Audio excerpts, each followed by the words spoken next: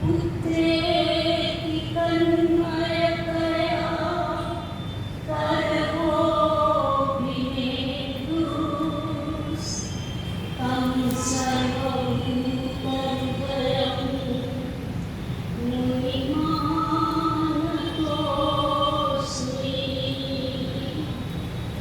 પ્રભુર્નંદકુમારો મે સ્વામી દૃષ્ટિભાનુજા કૃતાર્થોહમ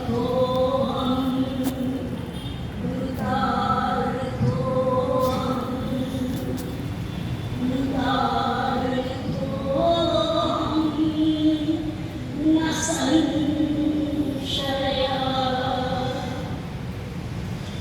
અહીં બિરાજમાન ભગવત સ્વરૂપના ચરણોમાં દંડવત પ્રણામ કરીને પ્રભુના વાંગમય સ્વરૂપ એવા શ્રીમદ ભાગવતજીના ચરણોમાં દંડવત પ્રણામ કરીને અહીં બિરાજમાન શ્રી શ્યામદાદાભાઈને વંદના કરીને અને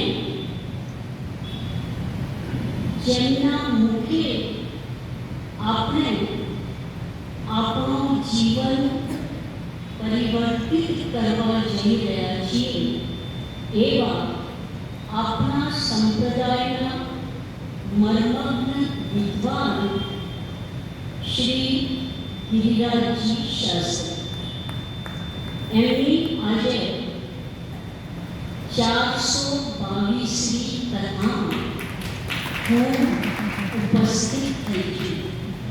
એનો અર્થ એ નથી કે 420માં હતી એવો અર્થ નથી, પણ 21માં હતી, આજે 22માં છું. અને એના ઘણા પહેલા જયપુરની કથામાં 7 દિવસ ત્યારે મને યાદ છે કે શ્રી તિલકાયત શ્રી દાઉજી મહારાજના બહુજી રાજેશ્વરી બહુજી પણ જયપુરમાં જ હતા અને નિત્ય લીલાસ્ત ચંદ્રગોપાલજી સાથે હું પણ ત્યાં ઉપસ્થિત હતી. અને શાસ્ત્રીજી હોય છે એમાં કંઈ નવાઈ ન હોય. તો એ કથામાં પણ એટલે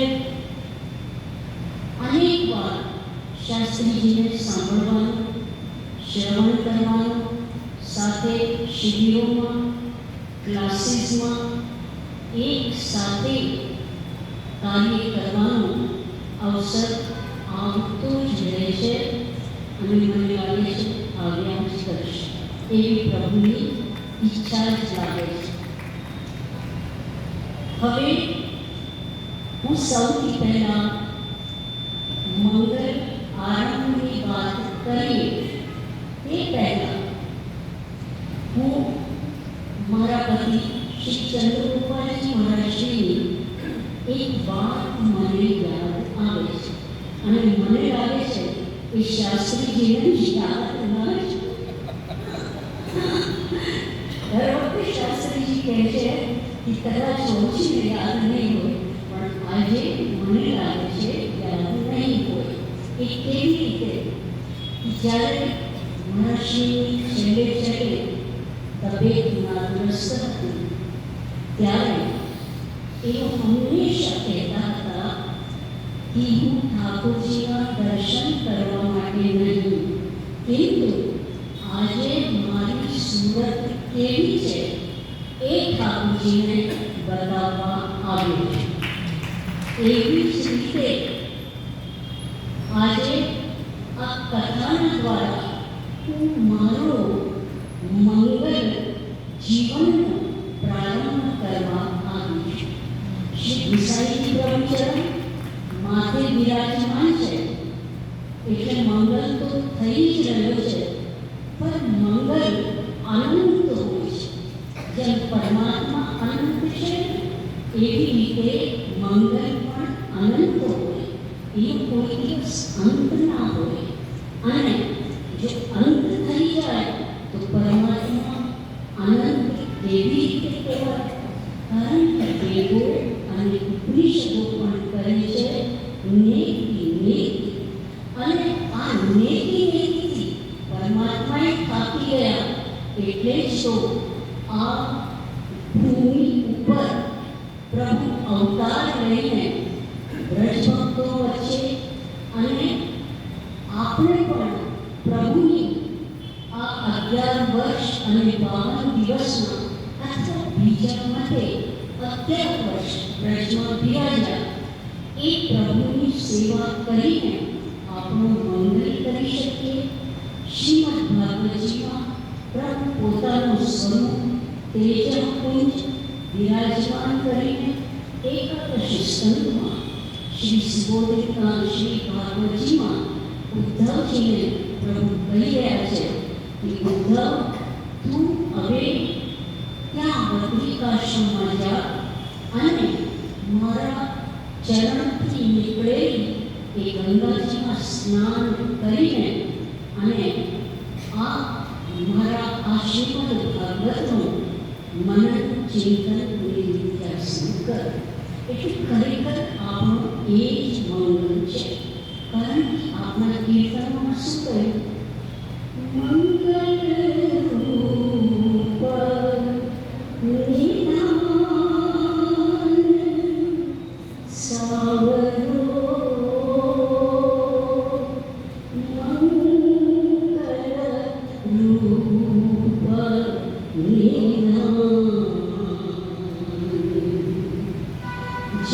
જાતિન તે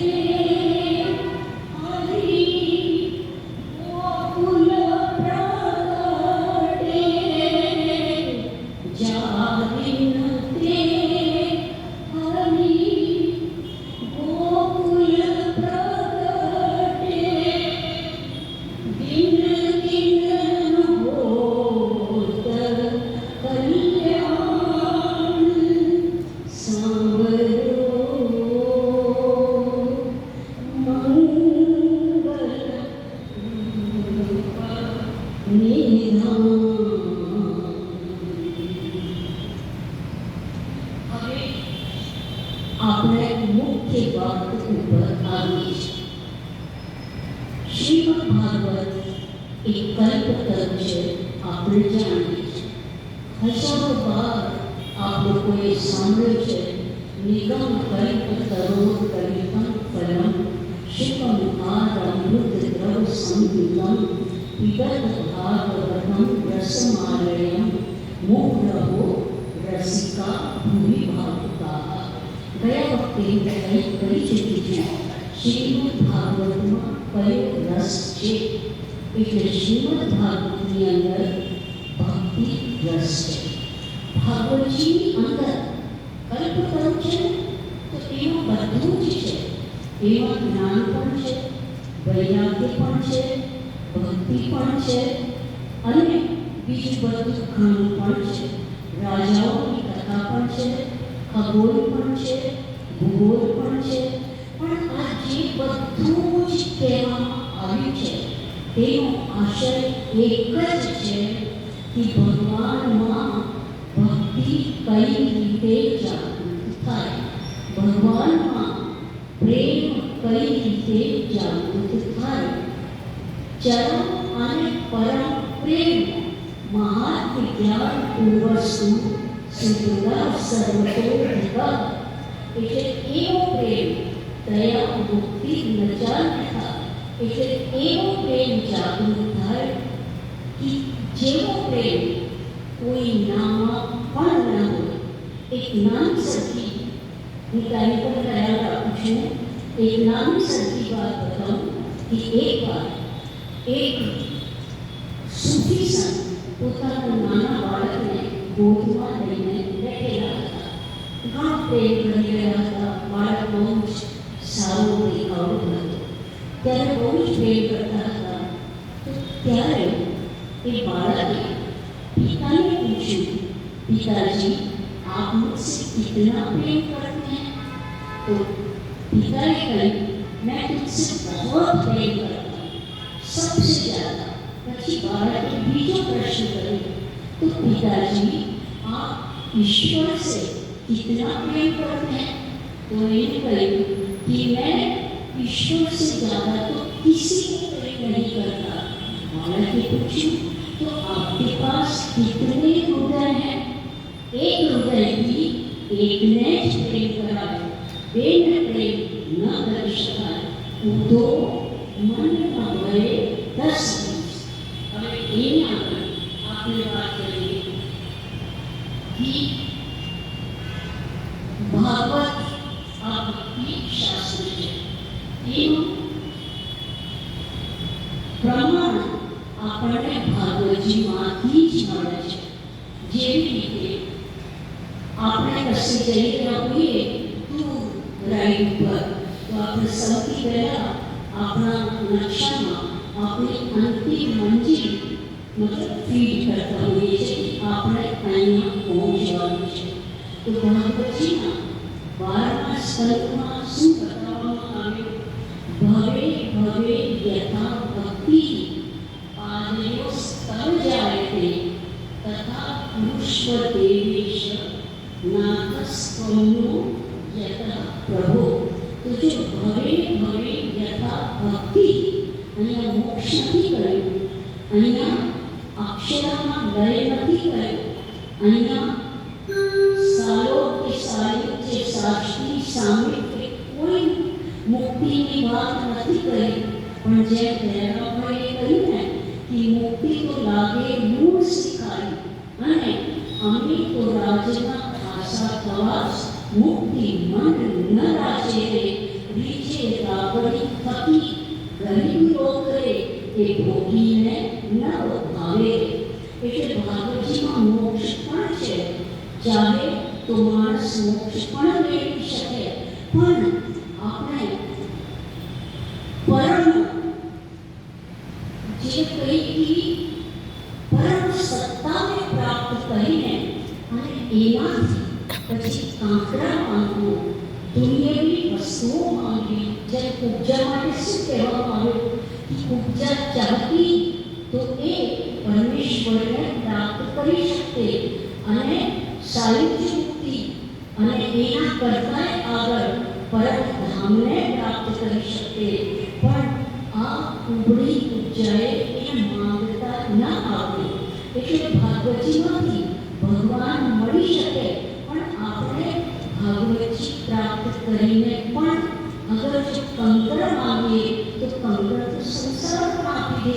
તો ભાગવતજી દ્વારા આપણે ભક્તિ, ભગવાનનો પરમ પ્રેમ એ જ આપણને માંગતા આવડવું જોઈએ। એટલે ભવે ભવે યથા ભક્તિ, જન્મ જન્મમાં આપણી ભક્તિ જ મળે, બીજું કંઈ પણ ચાહના આપણી મતલબ આપણે જોઈતી નથી। હવે ભાગવત શ્રવણનું શું ફળ એ આપ લોકો બરાબર બેસાડીએ, કારણ કે 7મા દિવસે આપણે ક્યાં પહોંચવાનું છે એ આપણો નકશામાં હમણાંથી સેટ કરી।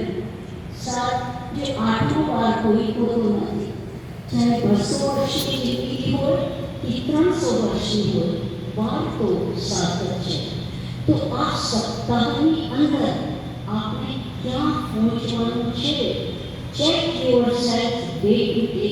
આપણે પ્રતિદિન પોતાનો જાંચ કરીએ, જેમ તમે બીપી ડાયાબિટીસ ચેકઅપ કરો ને અને ગ્લાયસેમિક ઇન્ડેક્સ ચેક કરો, એવી રીતે આપણે રોજ ચેક કરીએ કે આજે આપણો નિર્મળ મન કેટલું થયું। કોઈ 1 કલાકમાં કામ, ક્રોધ, વેર, લોભ, ઈર્ષ્યા આ કલાકમાં જઈ શકતા નથી, પણ કેટલું ઓછું થયું એ તો આપણે જોઈ શકીએ। અને રાજા પરીક્ષિતે અને શુકદેવજી જેવા જેને ખબર પણ નથી કે કોણ સ્ત્રી છે અને કોણ પુરુષ છે, એનું પણ જેમને ભાન નથી, ત્યારે સ્ત્રીઓએ કપડાં નથી પહેર્યા અને વ્યાસજીને જોઈ વ્યાસજી જ્યારે આંખો ઢાંકી લીધી તો કપડાં પહેરી લીધા। ત્યારે એવા શુકદેવજી હોય તો 7 દિવસમાં જે આપની વાસનાઓ એ બધી નીકળી જાય અને શુકદેવજી જેવા સંત નિર્મળ પુરુષ અને પરમાત્મા શ્રી શિવજીના અવતાર એવા શ્રી શુકદેવજીથી જ્યારે આપણે ભાગવત કથા જ્યારે પરીક્ષિતે શ્રવણ કર્યું અને કેવું શ્રવણ તસ્માત સર્વાત એ મતલબ શરૂઆતમાં એવા ભગવાનને જ્યારે શ્રવણ કર્યું અને શુકદેવ પરીક્ષિત રાજાએ ફીલ કર્યું કે મને આપે ખરેખર ભાગવતજી નથી સંભળાયા પણ મને કૃષ્ણને સંભળાયા છે. શ્રાવિતો યચ્ચમે સાક્ષાત અનાદિ નિધનો હરિ. મેં ભાગવતજી નથી સાંભળ્યા, મેં તો ખરેખર કૃષ્ણને જ સાંભળ્યા છે. તો આ રીતે આપણે જગ્યા કૃષ્ણ અને કૃષ્ણની લીલાને જ આપણે સાંભળીએ, એનો અનુભવ કરીએ અને એમાં ખોવાઈ જઈએ. અને મહાપ્રભુજી નિરોધ લક્ષણમાં પણ બતાવે છે કે નિરોધ પદવી કથા એટલે આ નિરોધને પ્રાપ્ત કરીને જ કોઈ પરમાત્માને હૃદયમાં ઉતારી શકે અને પ્રાપ્ત કરી શકે. એટલે આપણે શું ચેક કરવાનું છે કે આપણે શું પામ્યા. કારણ કે પરીક્ષિત શું બોલ્યા અંતમાં, જો એક વાર અર્જુનને જો નષ્ટો મોહ સ્મૃતિ લબ્ધા ત્વત્ પ્રસાદાત મયા ચિત્ત સ્થિતોસ્મિ ગત સંદેહ કરિષ્યે વચનં તવ. નષ્ટો મોહ, મોહ નષ્ટ થયો છે. કેવી રીતે? ન જાયમાને હન્યતે હન્યમાને શરીરે. એ સમજી ગયા કે કોઈને હું મારી શકવાનો નથી, આત્મા અજર છે, અમર છે. અને એવી જ રીતે અર્જુન સમજી ગયા વાસાંસી જીર્ણાનિ યથા વિહાય નવાનિ ગૃહ્ણાતિ નરોધરાણિ. આ ખરેખર બીજી જગ્યા ટ્રાન્સફર થવા જેવો છે. મૃત્યુ જેવી કોઈ ચીજ જ નથી. આ તો દેહનો મરણ છે. પંચભૂતમાં મળી જાય અને આપણે જેવા કર્મ કર્યા હોય તેવું આપણું આ જીવાત્મા એ દેહને પામે અથવા તો પરમાત્મા પાસે સાનિધ્ય પામે અથવા તો મહાપ્રભુજીએ જેવી રીતે સેવા ફળની અંદર બતાવ્યો અલૌકિક સામર્થ્ય સાયુજ્ય વૈકુંઠાદિશુ સેવો પ્રયોગી દેવા આ ફળને પ્રાપ્ત કરે. સેવાનું ફળ સેવા છે તો ભક્તિનો ફળ પણ ભક્તિ જ છે. હવે આપણે જોવાનું છે કે શું 5 વસ્તુઓ આપણને મળે છે એ ભાગવતજીના દ્વાદશ સ્કંદમાં બતાવેલું છે. એટલે આપણે પહોંચવાનું છે અહીંયા. એ આપણું ધ્યાન આપીને સાંભળ્યું. जो મને એક શાયરી યાદ આવે છે कि मौत का एक दिन मुअय्यन है. मतलब मौत आवानी है. नींद क्यों रात भर नहीं आई, मौतनी चिंता न करो पण ભગવાનનું ચિંતન કરો. અને ભાગવતજી આપણને એ જ બતાવે છે કે આપણું જીવાત્મા અમર છે. લેકિન આપણો શ્રીમદ ભગવદ્ ગીતા આપણને બતાવે છે કે મમ્મી વાંચો જીવ લોકે જીવો ભૂત સનાતના મનુષ્યસ્થાની ઇન્દ્રિયાની પ્રકૃતિ સ્થાની કરશતી. જીવ એક પરમાત્માનું અંશ છે. હવે અંશનો નાશ થતો નથી. હવે નાશ થાય છે આ દેહનો, તો પછી દેહ તો જવાનો જ છે. 200 વર્ષ 300 વર્ષ વિજ્ઞાન ગમે એટલો લંબાવી દે પણ એક દિવસ તો જવાનું જ છે. ત્યારે જેમ શ્રી રાજા પરીક્ષિતે બોલ્યા સિદ્ધોસ્મિ અનુગ્રહિતોસ્મિ ભવતા કરુણાત્મના શ્રાવિતો યચ્ચમે સાક્ષાત અનાદિ નિર્ગુણ હરિ મને આપે ભગવાન સંભળાયા છે. અને પરીક્ષિત ખરેખર ભગવાનનો જ અનુભવ કરતો ગયો. એટલે જ તો એનો દેહાધ્યાસ, એનો પ્રાણાધ્યાસ, એનો ઇન્દ્રિયાધ્યાસ, એની સ્વરૂપ વિસ્મૃતિ બધું જ જતો રહ્યો. જે પુરુષાર્થને લીધે એને ઋષિના ગળામાં સર્પ નાખ્યો. એ તૃષા જ્યારે સુખદેવજી પૂછે છે કે રાજા પરીક્ષિત, તમને યદિ જલપાન કરવું હોય તો કરી આવો. આપણે તો જો થોડી થોડી વારમાં અહીંયા પણ ઘૂંટ પાણી પીતા રહીએ અને પાણીની છુટ્ટી મળે તો આપણે પાણી પીવા જતા રહીએ. આપણામાંથી કોઈ એવું બોલવાનું નથી કે શાસ્ત્રીજી આપ સંભળાતા જાઓ, સંભળાતા જાઓ, સંભળાતા જાઓ. અમને તો અમૃત, આમ અમૃત લાગી રહ્યું છે. જેવી રીતે ગોપીએ નથી બોલ્યા, તવ કથા વૃદ્ધમ તપ્ત જીવનમ કવિભીતમ કલ્પશાપહમ શ્રવણ મંગલમ શ્રીમદાતમ ભૂમિ ભ્રુવંતે ભૂમિકા જના. આ વાક્ય છે. હવે આપણે કયા 5 ફળ પ્રાપ્ત કરવાના છે એ આપણે બતાવી દઉં.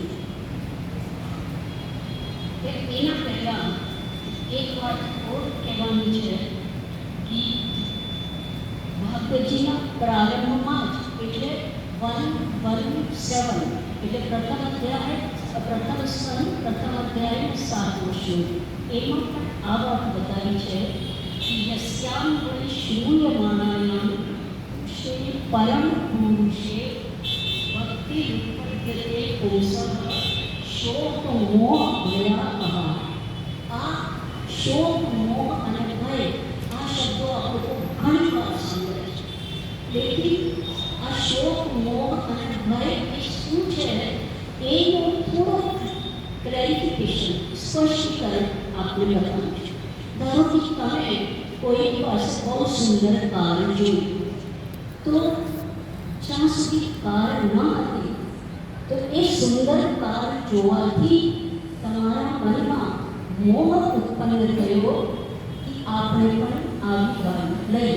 તો આ મોહ થયો. હવે ગાડી આવી, હવે ગાડીને કંઈ નુકસાન ન થઈ જાય, ગાડીને કંઈક ગોબો ના પડી જાય, ગાડીનો કોઈ એક્સિડન્ટ નહીં થઈ જાય અને ગાડીને પેલો ખાડો પડે કારમાં તો આપણી છાતીમાં ખાડો પડે કે ઓહો મારી ગાડીમાં શું થઈ ગયું. તો જો પહેલાં તો મોહ થયો, મોહ પછી આપણે શું આવે? શોક, મોહ અને ભય. ભય આવે, મોહ અને મોહ પછી ભય આવે. હવે ધારો કે ગાડી પાણીમાં વહી ગઈ, ગયા વર્ષે મારી ગાડી પાણીમાં વહી ગઈ, પણ મને કંઈ ના થયું. વહી ગઈ તો વહી ગઈ, ભગવાનને આપવા છે તો બીજી આપશે, નહીં તો કંઈ. તો મને કંઈ શોક ના થયું. પણ એક જેને વસ્તુઓની લાલસા હોય તેને મોહ થાય, પછી ભય થાય અને એને શોક પણ થાય. તો શ્રીમદ ભાગવત આ ભક્તિ ઉત્પન્ન કરીને પરમાત્માની આ લૌકિક જે વસ્તુઓ છે એમાંથી મોહ કાઢે છે, એમાંથી અલૌકિક વસ્તુઓમાંથી ભય કાઢે છે અને શોક પણ કાઢી દે છે. એટલે ભક્તિ ઉત્પન્ન થવાથી શોક, મોહ અને ભય અંતરમાં શ્રીમદમાં આ વાત ગોઠવેલી છે. હવે આ લોકો જોઈએ છો 1:7 એની અંદર હવે કઈ 5 વસ્તુઓ જાય છે એ હું આપ લોકોને બતાવી દઉં છું. એક તો સૌથી પહેલાં નિર્ભયતા આવે. નિર્ભયતા એટલે આ કયું લક્ષણ છે? નિર્ભયતા એટલે કે મરવાનો જે ભય હોય એ મરવાનો ભય એ ભાગવતજીથી આપણું નીકળી જાય છે. મરણનો ભય, આપણે અમર થઈ જઈશું ભાગવતજી એ નથી કહેતો. આ શરીરથી તમે અમર થશો આ ભાગવતજી નથી કહેતા. લેકિન તમારું આ શરીર તમને એવો સુંદર દેહ મળશે કે જેનાથી તમે કાયમી સેવા કરી શકશો. એટલે આ ભય નીકળી જાય છે કે અમને બીજો શરીર મળશે કે નહીં. એટલે ભક્તિ કરી હશે તો ભક્તિ મળશે, સેવા કરી હશે તો તમને આગળ પણ સેવા મળશે. બીજી વાત નિસંદેહતા. નિસંદેહ પણ આપણી અંદર કઈ રીતે આવે છે કે જુઓ, એક તો આપણે ઘણા લોકો કહેતા હોય કે પરમાત્મા નિરાકાર છે, ઘણા લોકો કહેતા હોય પરમાત્મા સાકાર છે, પણ મહાપ્રભુજી બતાવે છે કે પરમાત્મા વિરુદ્ધ ધર્માશ્રયવાળા છે, સાકાર પણ છે અને નિરાકાર પણ છે. એ કેવી રીતે? જેવી રીતે સૂર્ય એનો આકાર છે, પણ એની રશ્મિઓ એનો કોઈ આકાર હોતો નથી. એવી રીતે પરમાત્મા આનંદ માત્ર કરવા મુખોદરાવી એ રીતે સાકાર છે. પરમાત્માનો દેહ સચ્ચિદાનંદ રૂપાત્મક છે અને આ જે પરમાત્મા છે અક્ષર બ્રહ્મ એ નિરાકાર છે. એટલે આપણને પછી સંદેહ નથી રહેતો કે શું સાકાર અને શું નિરાકાર. એટલે અક્ષર રૂપે નિરાકાર અને આનંદ રૂપે સચ્ચિદાનંદ રૂપે આવના શ્લોક સામે શું એટલે હું એમાં નથી જાતી કે ભગવાન સચ્ચિદાનંદ સ્વરૂપ છે. એટલે ભગવાન એટલે એવી રીતે નિસંદેહતા આપણા જીવનની અંદર આવે છે. અને જે સારી રીતે ભાગવત શાસ્ત્ર શ્રવણ કરે, જેમ પહેલાં ધૂંધવારીએ કર્યું, પ્રેત હતો, જીવન પણ પ્રેત જેવો હતો, મર્યા પછી પ્રેત થયો, સો ગયા શાસ્ત્ર કરો તોય એની મુક્તિ ન થાય. એની મુક્તિ સપ્તાહ દ્વારા એક એક ગાંઠ છૂટી અને એ મુક્ત બન્યો. કારણ કે એને ધ્યાનથી ભાગવતજી સાંભળે. અને બીજી કઈ વસ્તુ જાય છે? હૃદયમાં ભગવત પ્રવેશ. આ ચોથી પરમાત્માનું શ્રવણ કરવાથી અંતઃસ્થળમાં ભગવાન જાય, હૃદયમાં ભગવાન જાય અને ભગવાન પછી નીકળે નહીં. અને પછી ન નીકળે તો ભગવાનનું જ્યારે આપણને વિરહ થાય તો ભગવાન ક્લિશ્યમાના જનાન દ્રષ્ટવા કૃપા વિનો યદા ભવે આપણે જોઈ ચૂક્યા છે નિરોધ લક્ષણમાં. તો ભગવાન પછી એને લીલાઓ સાથે દર્શન આપે એટલે એ અત્યંત આનંદમાં આવી જાય. અને પાંચમું પણ છે ભગવાનમાં ચરમ પરમ પ્રેમ અને ભગવાનમાં સુદૃઢ અને સર્વાધિક પ્રેમ. આ પાંચ પળ આપણને શ્રીમદ ભાગવતજી સાંભળવાથી પ્રાપ્ત થાય છે.